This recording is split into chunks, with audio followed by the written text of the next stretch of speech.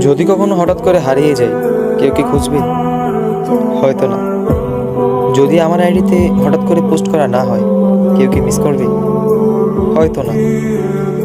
Inbox হয়তো message আসবে, scene হবে না, রিপ্লাই পাবে না, পড়ে থাকবো ওইভাবেই। কেউ কেউ হয়তো অপেক্ষা করবে, এই বুঝি আসলো অনলাইনে। আবার কেউ কেউ তো টেরই পাবে না যে কেউ একজন হারিয়ে গেছে। হঠাৎ কারো একটা সময় হয়তো মনে পড়বে যে কে জানি আর নেই।